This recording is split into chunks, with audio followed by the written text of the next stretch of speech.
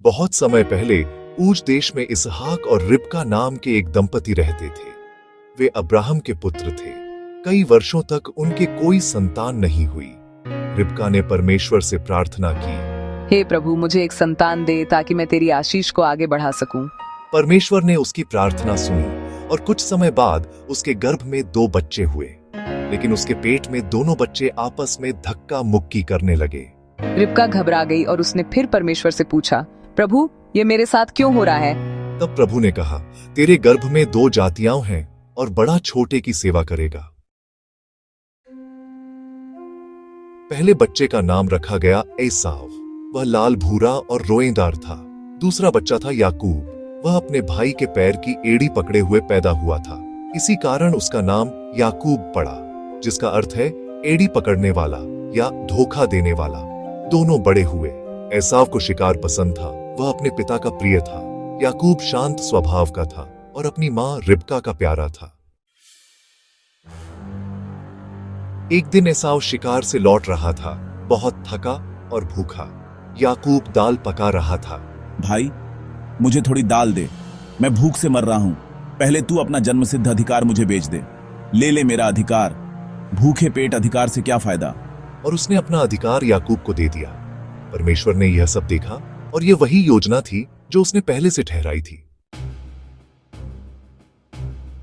कुछ सालों बाद इसहाक बूढ़े हो गए और उनकी आंखें कमजोर पड़ गईं।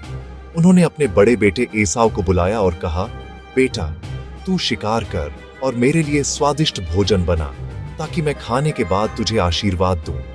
रिबका यह सुन रही थी। वह जानती थी कि परमेश्वर ने पहले ही कहा था, छोटा बड़ा होगा, इसलिए उसने योजना बनाई। जा 2 बकरियां ले आ, मैं खाना बनाती हूँ और तू पिता के पास जाकर आशीर्वाद ले लेना। माँ, पिता तो मुझे पहचान लेंगे।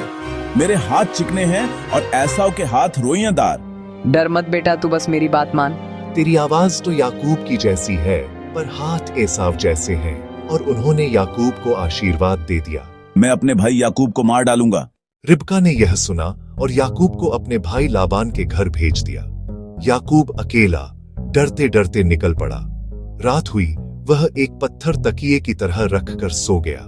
नींद में उसने एक अद्भुत सपना देखा। वह देखता है कि आकाश तक जाती एक सीढ़ी है और स्वर्गदूत उस पर ऊपर नीचे जा रहे हैं। मैं तेरा परमेश्वर हूं, अब्राहम और इसहाक का परमेश्वर। जहां जहां तू जाएगा, मैं तेरे साथ रहूंगा। तेरी संतानें धरती की धूल के समान होंगी। यह स्थान तो परमेश्वर का घर है। कई दिनों की यात्रा के बाद याकूब अपने मामा लाबान के घर पहुंचा। वहां उसने राहेल नाम की सुंदर लड़की देखी और उसी क्षण उससे प्रेम कर बैठा। वह लाबान की छोटी बेटी थी। अगर तू राहेल से विवाह करना चाहता है तो 7 वर्ष मेरे लिए काम कर। याकूब ने खुशी से काम किया, पर 7 साल बाद लाबान ने उसे धोखा दिया और बड़ी बेटी लिया से विवाह करवा दिया।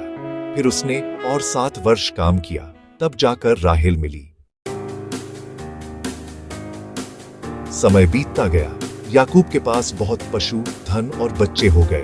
परमेश्वर उसकी हर कार्य में सहायता करता रहा। उसके 12 बेटे हुए, जो आगे चलकर इस्राएल के 12 गोत्र बने। कई वर्षों बाद याकूब अपने देश लौटने लगा। उसे डर था कि कहीं ऐसा उसे मार न दे। उसने प्रार्थना की, हे प्रभु, मेरे भाई के हृदय को कोमल बना दे। भाई, मुझे माफ कर दे। पर एसाव ने उसे गले लगा लिया। दोनों की आंखों से आंसू बहने लगे। भाई का प्रेम लौट आया।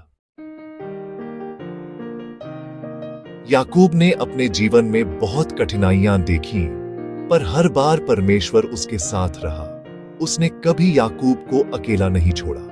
अंत में परमेश्वर ने याकूब को नया नाम दिया, इस्राएल, जो परमेश्वर से लड़ा और विजयी हुआ। परमेश्वर हर उस व्यक्ति के साथ रहता है जो उस पर विश्वास करता है, चाहे रास्ता कठिन हो, लेकिन जो भरोसा रखता